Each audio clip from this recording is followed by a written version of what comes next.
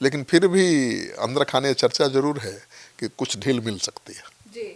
क्योंकि बिहार में कई 5 स्टार होटल आ रहे हैं और उनकी मांग है कि भाई उनका कारोबार तभी चलेगा ना जब उनको छूट दी जाए। तो हो सकता है कि 5 स्टार होटलों में ढील दी जाए, क्योंकि तर्क ये भी है कि बाहर से जो पर्यटक आते हैं वो बिहार में रुकते ही नहीं है, क्योंकि यहाँ शराबबंदी है। अगर किसी गलती से किसी ने पी भी लिया, उपलब्ध तो है ही, किसी ने पी लिया तो जेल भी जाना पड़ता है। कई बाहर के बड़े कारोबारी बिहार में आए और चुपके से पी ली तो जेल में जाना पड़ा। तो हो सकता है कि 5 स्टार होटलों में शराबबंदी को लेकर छूट दी जाए। बिहार में शराबबंदी खत्म करेंगे सीएम नीतीश कुमार, कानून के खात्मे के लिए गढ़े जा रहे हैं तर्क। नमस्कार, आप देख रहे हैं सिटी पोस्ट लाइव, मैं हूं सृष्टि राज। विपक्ष और सत्ताधारी गठबंधन के नेता भले 10 साल पूरे होने पर शराबबंदी कानून की समीक्षा की मांग कर रहे हैं।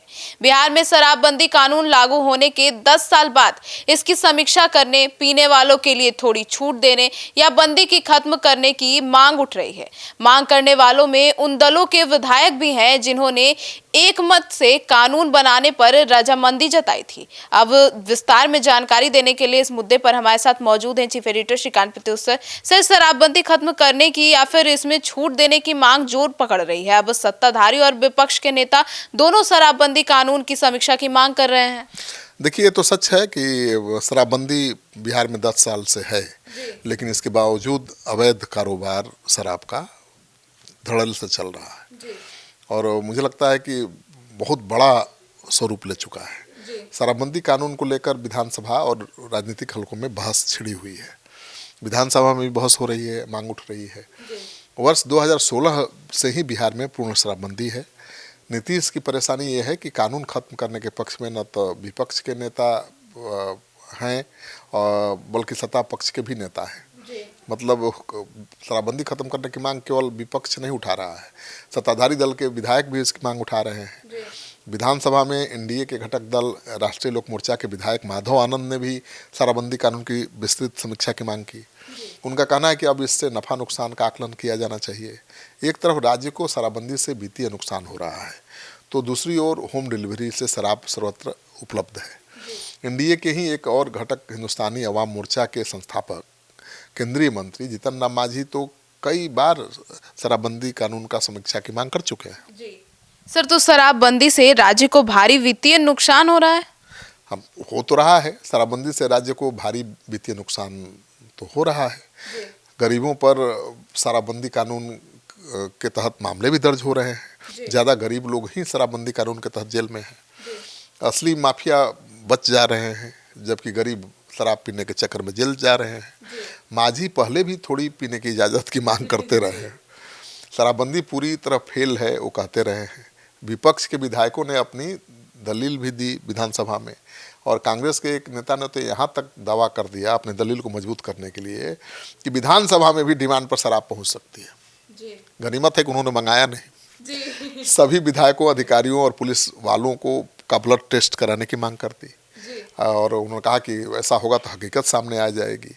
उनकी माने तो पीने वालों में से वो भी शामिल है, वो भी पीते हैं, सब पीते हैं, ठीक है ना। तो उन्होंने राष्ट्रीय जनता दल भले शराबबंदी कानून बनाने में सहयोगी रहा हो, भाई जब तेजस्वी यादव के साथ, आरजेडी के साथ नीतीश की सरकार थी तभी ये कानून नीतीश कुमार ने लाया था। उनका भी आरोप है कि नेता, पुलिस, माफिया के गठजोड़ से शराब बिक रही है। आरजेडी इसे नीतीश की नीतिगत असफलता मानता है। आरजेडी विधायक आलोक मेहता का दावा है कि सदन के कई सदस्य शराब पीते हैं। सत्ता पक्ष और विपक्ष दोनों तरफ से ब्लड टेस्ट की चुनौतियों पर आरोप प्रत्यारोप का दौर चल रहा है। संसद में खूब हंगामे हो रहे हैं। बीजेपी कोटे से मंत्री रामकृपाल यादव ने तो यहाँ तक कह दिया कि वो ब्लड टेस्ट के लिए तैयार हैं। शराबबंदी सफल है और इसे खत्म करने का सवाल ही पैदा नहीं होता। तो शराबबंदी को लेकर चर्चा तो बहुत तेज हो रही है और सवाल भी उठ रहा है कि क्या ये खत्म होने वाली है। सर, तो शराबबंदी 10 साल से है और इसके क्या असर सामने आए हैं? देखिए, शराबबंदी के अच्छे और बुरे दोनों असर सामने आए हैं। मैंने पहले ही कहा कि गरीब लोग ज़्यादा जल गए हैं और महिलाओं पर होने वाला जो अत्याचार था उसमें कमी आई होगी, क्योंकि शराब पीकर लोग अक्सर महिलाओं के साथ मारपीट करते थे। शराबबंदी के 10 साल में जहरीली शराब के सेवन से आप देखें तो मरने वालों की संख्या भी बहुत अच्छी खासी है, बहुत वृद्धि हुई है उनकी संख्या में। किडनी और लीवर जैसी बीमारियों के मरीज बढ़े हैं, क्योंकि नकली शराब पीने से, जहरीली शराब पीने से उनको नुकसान हो रहा है।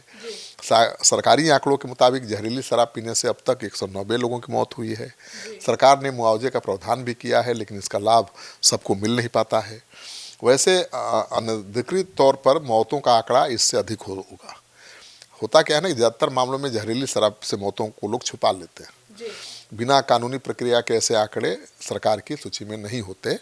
तो शराबबंदी का दूसरा नुकसान है कि सरकारी राजस्व का नुकसान हो रहा है। 2016 में जब शराबबंदी कानून लाया गया था, तब अनुमान लगाया गया था कि 5,000 करोड़ के राजस्व का नुकसान होगा, लेकिन आज की तारीख में ये बढ़कर 20,000 करोड़ हो गया है। तो पिछले 10 साल का हिसाब किताब करेंगी तो मान लीजिए कि सैकड़ों करोड़ के राजस्व का नुकसान बिहार को हो चुका है। और इसीलिए शायद ये मांग उठ रही है कि भाई जब अवैध शराब का समानांतर कारोबार चल रहा है, तो क्यों नहीं शराबबंदी खत्म कर दी जाए ताकि राजस्व बढ़े।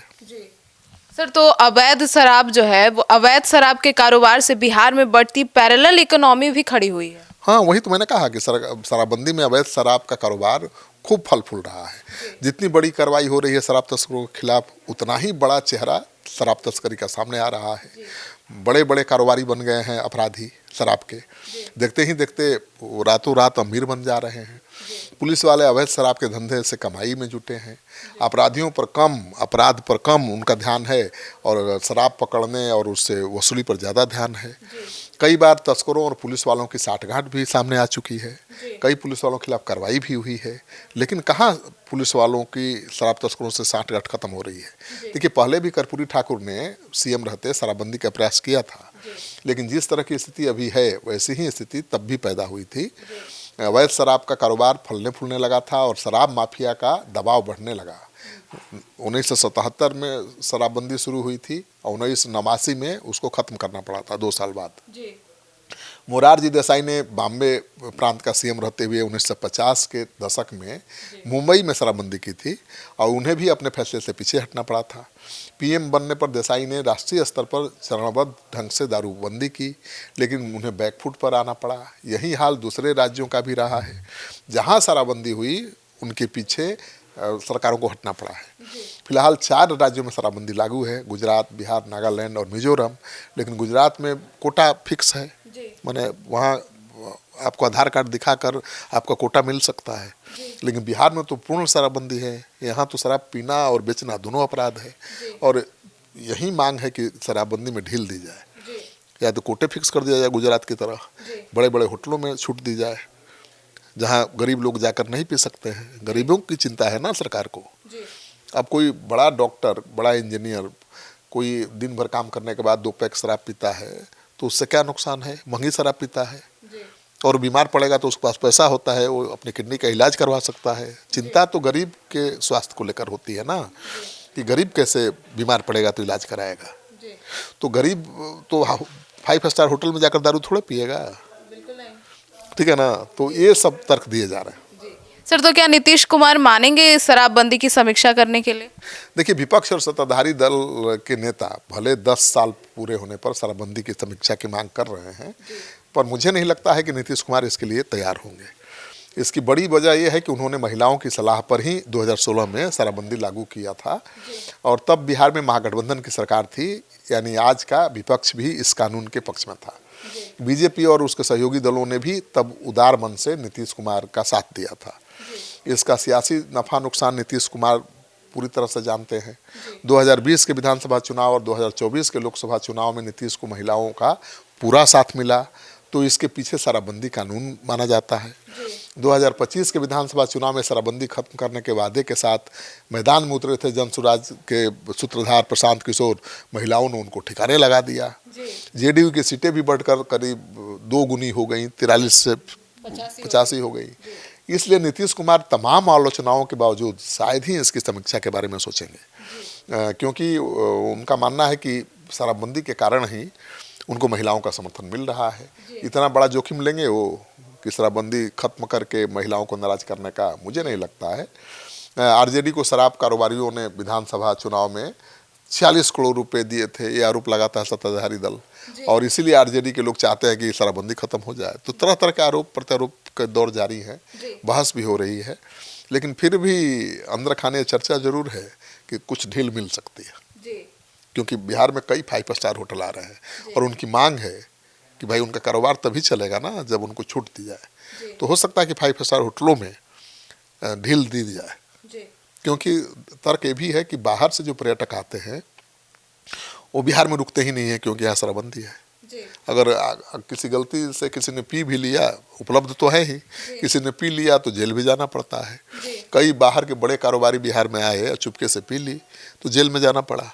तो हो सकता है कि 5 स्टार होटलों में शराबबंदी को लेकर छूट दी जाए। तो सुना आपने, तो अब आपकी क्या राय है? क्या सीएम नीतीश कुमार शराबबंदी की समीक्षा करेंगे या नहीं करेंगे? आपकी क्या राय है? कमेंट सेक्शन में जरूर बताइएगा। धन्यवाद।